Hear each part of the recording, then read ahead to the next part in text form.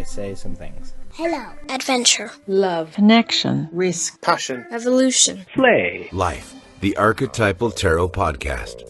Provocative mythology for the 21st century.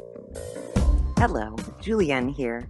This episode features a conversation about the crossroads of science and intuition in the brand new book, The Premonition Code, How Sensing the Future Can Change Your Life. Science combines with spirituality in this revolutionary new book as best-selling dream author and Cambridge University academic Theresa Cheung joins forces with cognitive neuroscientist Dr. Julia Mossbridge. And together they explain and examine scientific research showing that sensing the future is possible and that it's not set in stone. The Premonition Code is available now, and you can access the companion website, thepremonitioncode.com, for in-depth training and testing of your own precognitive skills. Yes, your precognitive skills. How did I know you were interested? Well, here's our conversation with Theresa Cheung. Thank you so much for being on the podcast. I'm pretty excited to talk about this new book that you have, The Premonition Code. It's the science of precognition and how sensing the future can change your life. And this is a subject I'm sure of interest to our podcast listeners. But as you might know, our podcast is about the tarot and about archetypes, but in kind of we call it the non-woo-woo kind of way. And I think for us, Sindara and I were both, it's very important for us to really understand the line between, when you get into that level of superstition, of kind of handing your power, as it were, away to an oracle or something. Mm-hmm.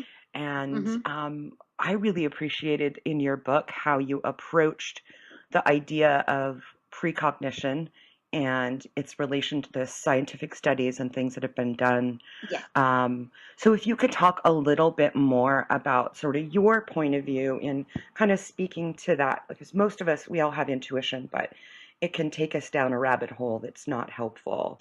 Well, I'm the rabbit hole half of the book, really, because the book is a collaboration between two ladies coming from very, very different worlds. It's been part of the magic of it.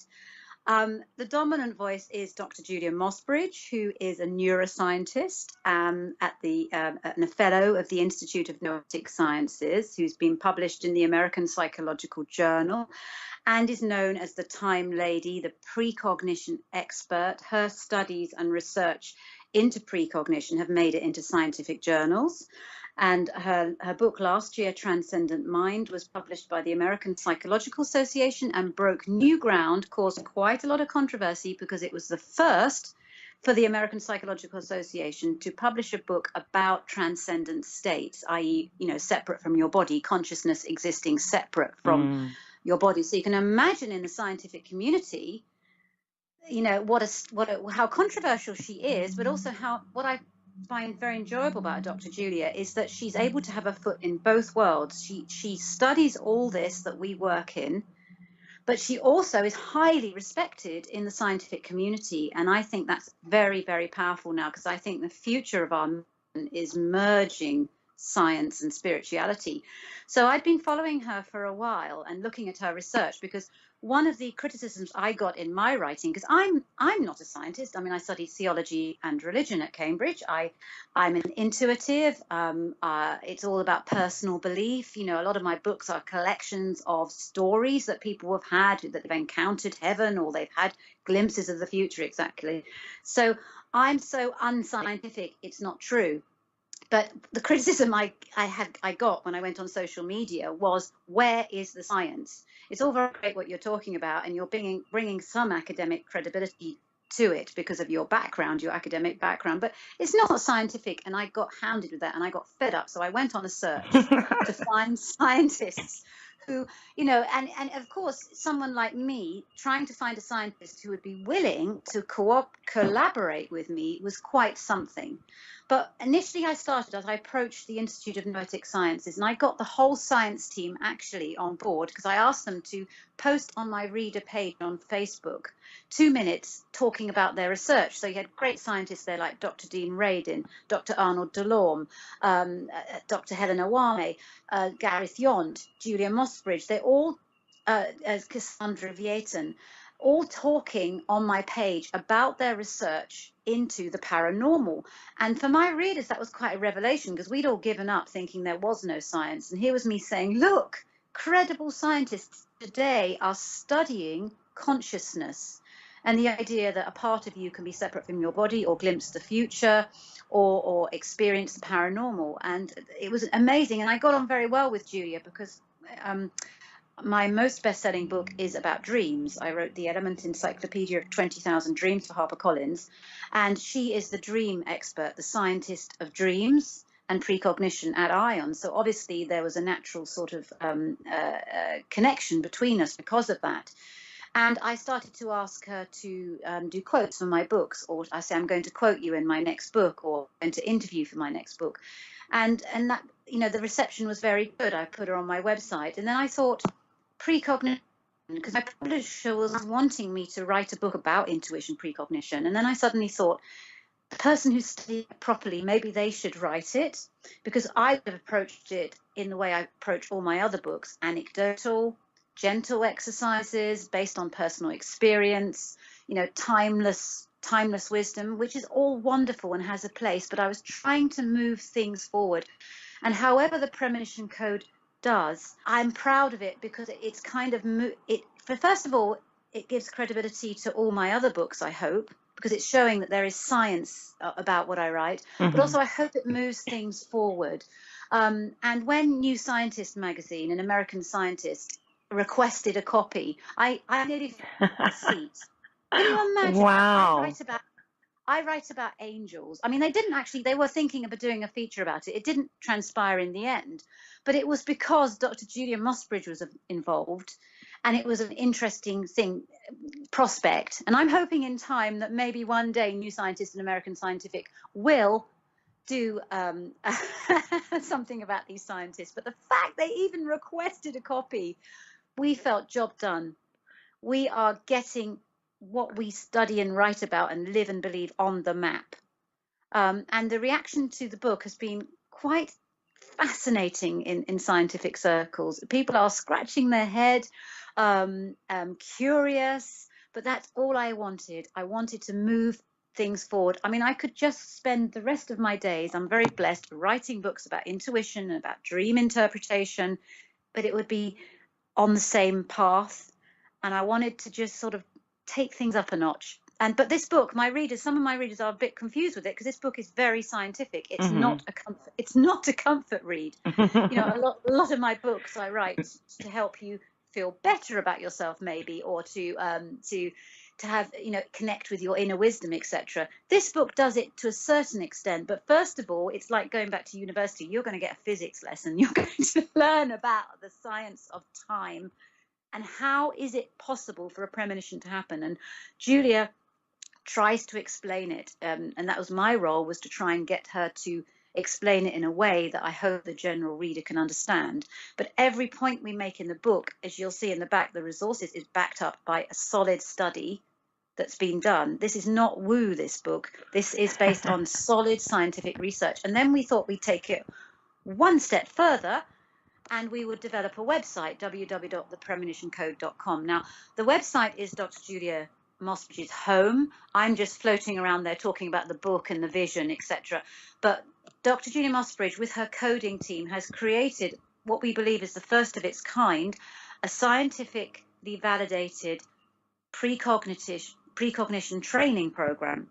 Now, if people log on to that, it's totally free, by the way. This is a scientific experiment, a global scientific experiment into the reality of precognition. People can go on there and start training and learning the scientific and being tested scientifically, with the hope that maybe one day they can make it into the Hall of Fame and become scientifically validated precognitives. We want to challenge James Randi and his $1 million psychic challenge, where he said, if anyone can prove psychic powers to me that are real, I'll give them $1 million. And famously, nobody ever won it. But our criticism of James Randi is he wasn't a scientist. Scientists should be studying this.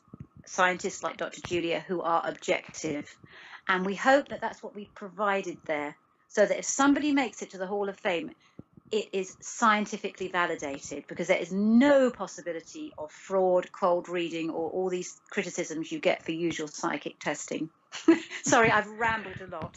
Oh no, absolutely. Hey, you just answered many of the questions I've had, but I'm I happy to talk about them again, but interview that's why done. No, don't I mean, worry the about it. website actually is the power of the book. The website is what we hope will live on, because the website is the the scientifically controlled precognitive training. But I warn people, it's tough. First of all, you're going to get some lectures from some very, very clever people on there, and you better brush up your science skills. But we want it to be hard, because we want people to know the science of it first, and to learn that, and then to go to the testing site where there are thousands of random images. And you'll be taken through a 6-step program, scientifically controlled, which will encourage you to tap into your intuition and kind of guess which image is going to come up. There's no way you can possibly know what image will come up there, because it's random and there are thousands of images on the computer. And people who score above chance will get credits. And eventually, if they continue to do that over a period of time, will make it into the Hall of Fame. And Julia wants to, and her team want to study these people, because they are proving consistently above chance that their precognitive powers, their ability to glimpse a future event that hasn't happened, is higher than chance. I've been on the site myself, and I downloaded. It's So tough, isn't it? it is definitely for those who are serious about this, and something I really Wow. I appreciate I about mean, the science behind it. So it's, for me, as a person who's been kind of working in these worlds and working kind of on a psychological level, yeah, I really I've brought appreciate slides. the hard science part of it. But anybody who's serious about kind of strengthening those muscles and getting a program around something that can feel very, very amorphous and a little bit, spooky or what have you, and Yes. wants to do it in such a way and also contribute scientifically. And I think that's really, really Yes. important, is if we have more people, say, reading the book and hopping onto the website, becoming, a positive precog, as you call them, because the way that the book is kind of written is like kind of gathering your tribe, getting people Yes, she together. wants to And create people to. But what she's saying is, it doesn't matter if you, because most. I mean, I haven't passed it. I mean, I'm not in the Hall of Fame, and I pride myself on being intuitive. But that doesn't matter. The very fact that you're training and you're thinking about it is actually strengthening that muscle, and it takes time. It's like learning a musical instrument. You can't expect to play a piece brilliantly without the scales and the practice.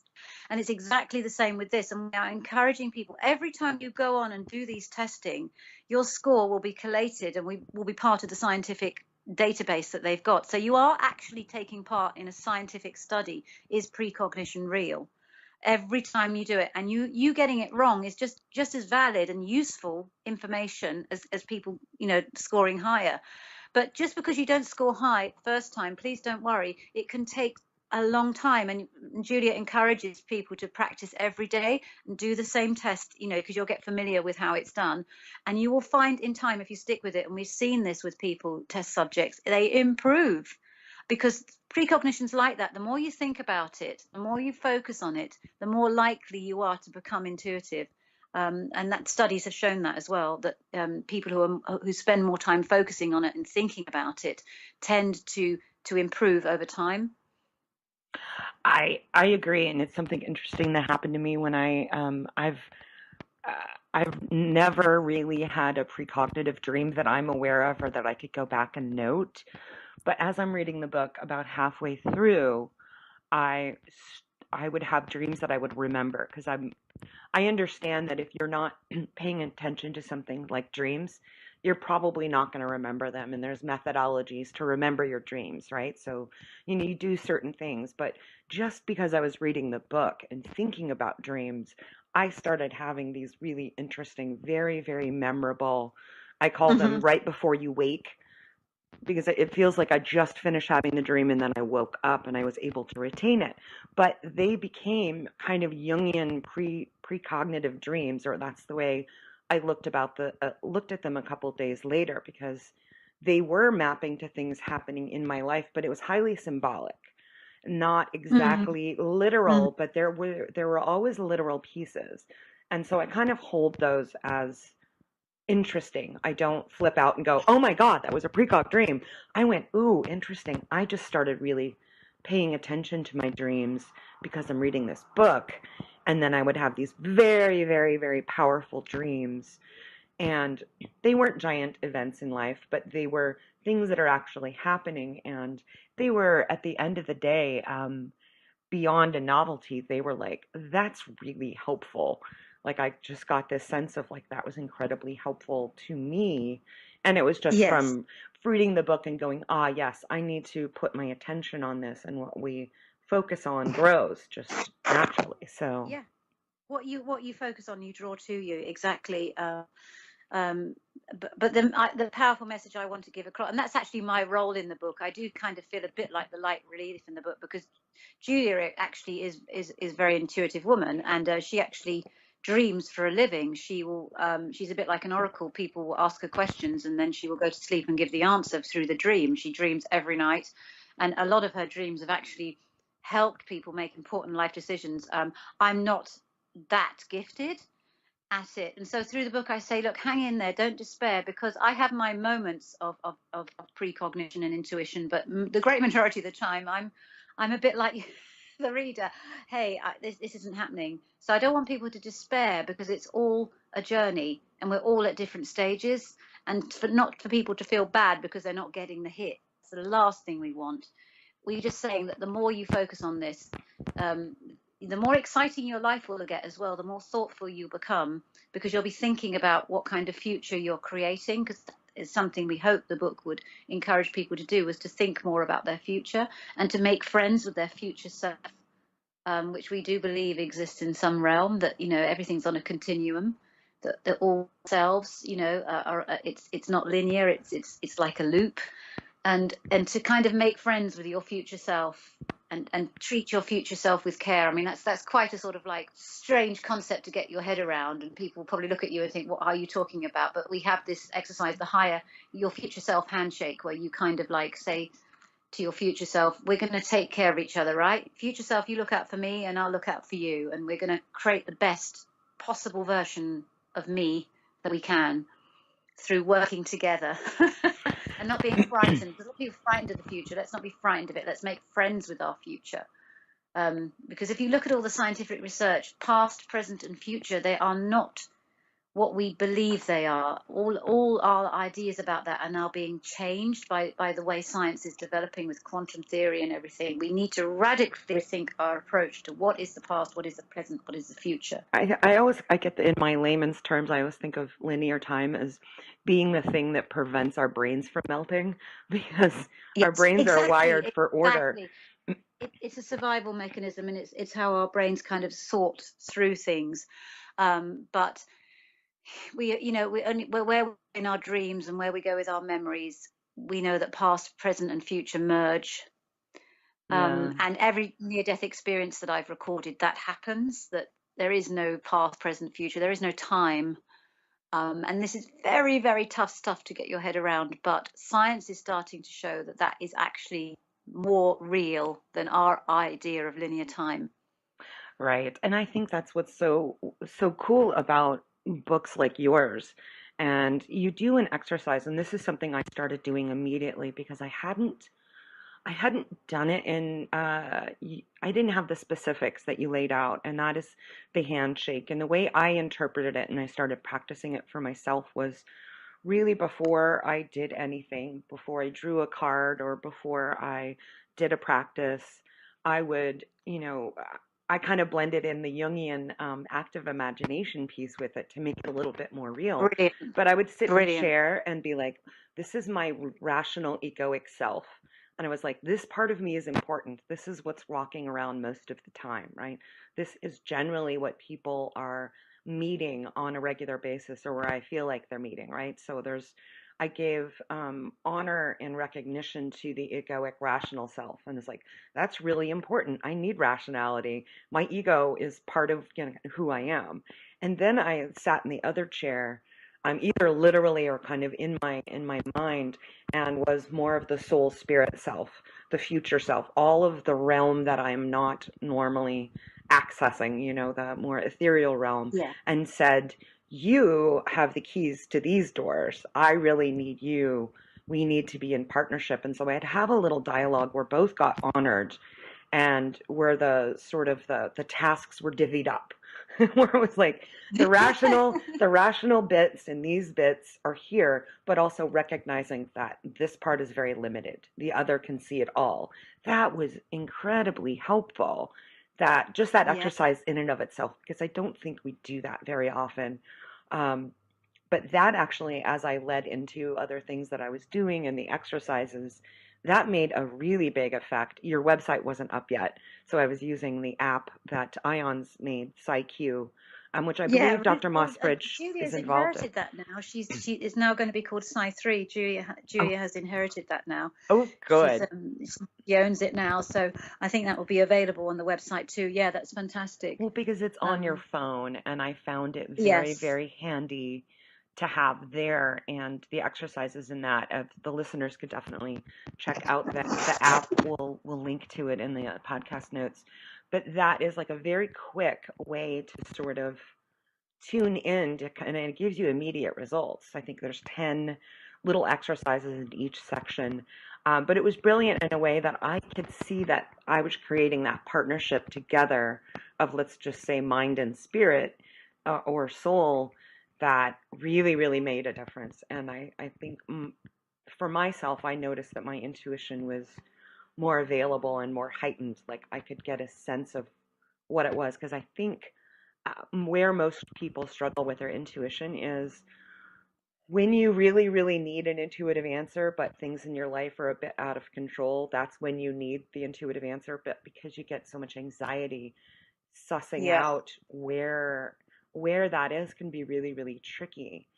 So, and you address that in the book, I think, very well. And having these tools, having the website, having an app, and all of this is, I think, going to be very helpful for people, because it gives you exercise, gives you something real to do. Well, also, we have, if you join our Telegram community or Facebook, you can get, because Julia answers all queries, you can be in touch with her directly, immediately.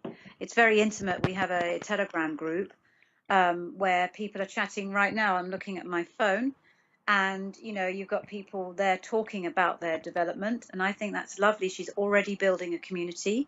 So far, we have about 30 members on it. The book hasn't launched yet, but these are from pre-orders, people starting the training and asking Julia questions. I occasionally pop in there if it's a dream interpretation thing, but most of it's the science. So that's also a real gift for the book, to get in touch with a neuroscientist who's studying this directly, and not have to do it trying to contact her other ways, which can take months. You can just straight away, if you've read the book and you've logged in, which is all free of charge, you get access to Dr. Julia.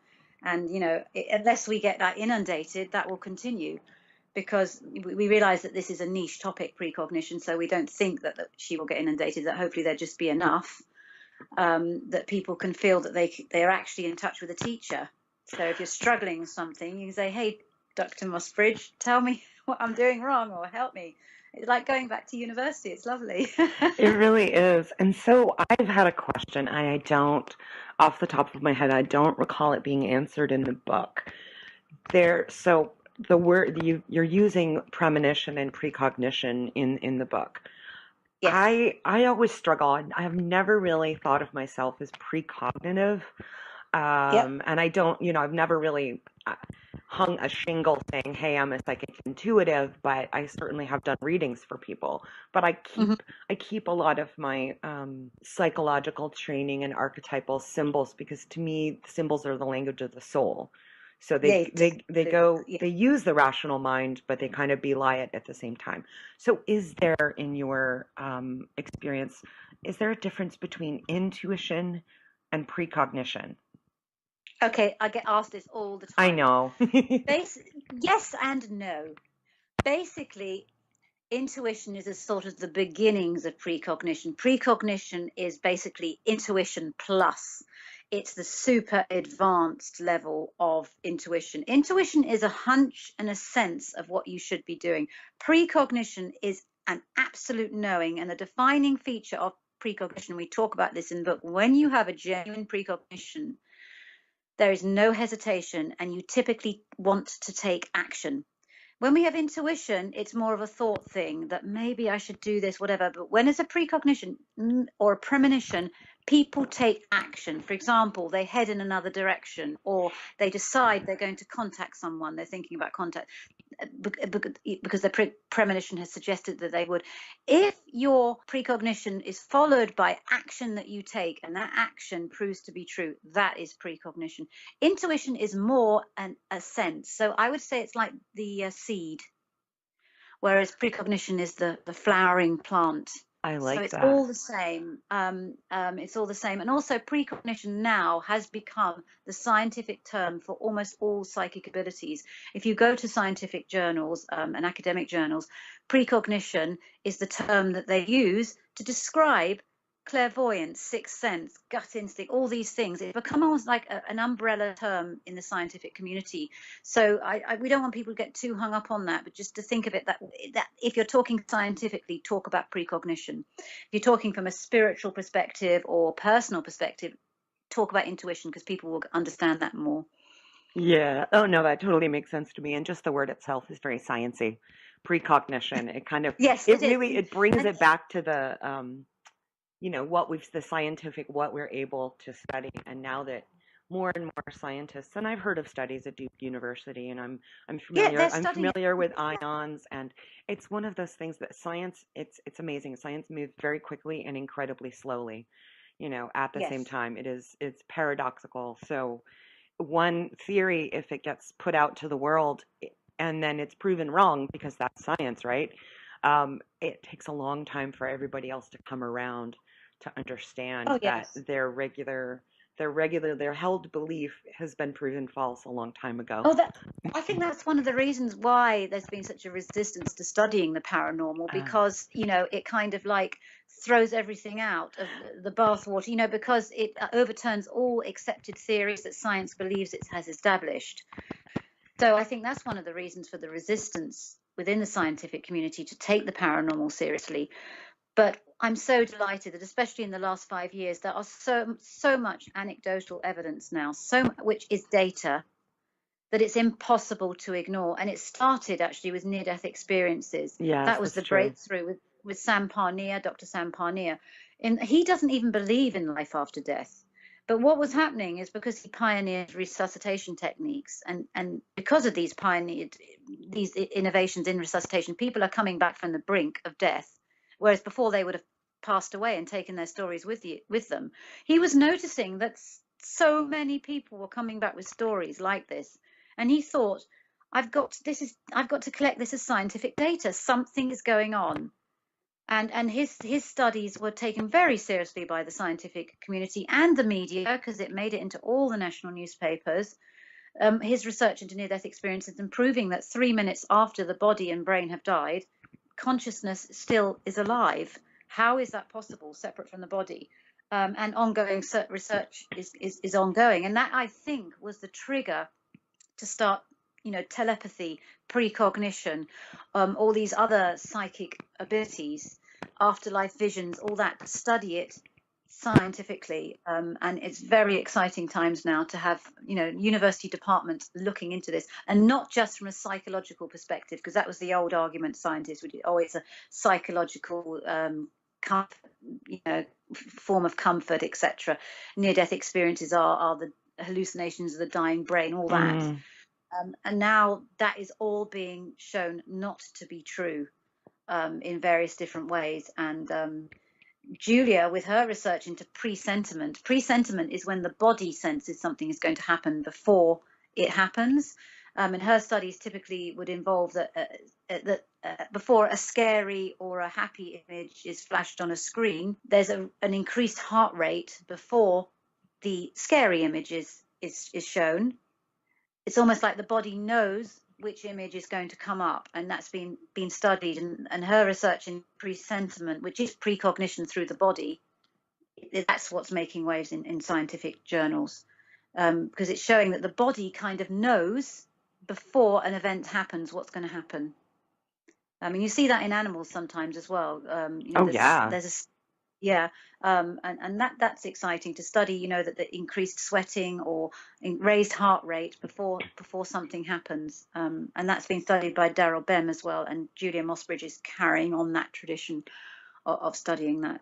And yeah, well, animals too. I mean, they know when you're on your way home. Yeah, And yeah, they've done the studies, and my cat will do that. She'll be sitting waiting at the window for me.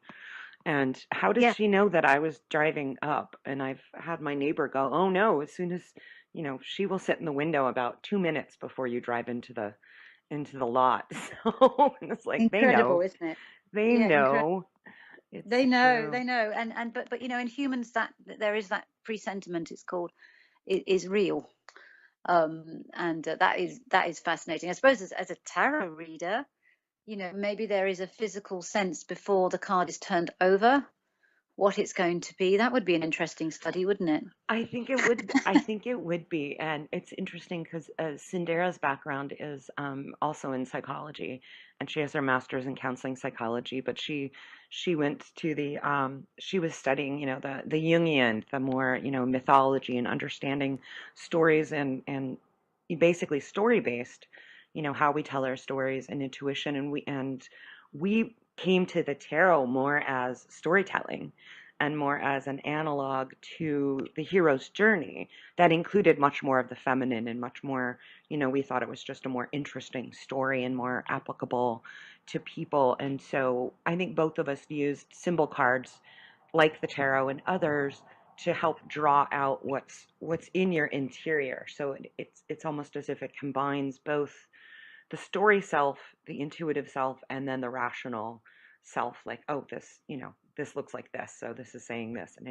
And all of it is important, and all of it can draw out for our clients something that will be helpful. So for us, it's very, very natural for things to be organic, for you less paying attention to, oh, here's what the Three of Swords means, and that it's like, yeah, but what's coming from within you in relationship to it.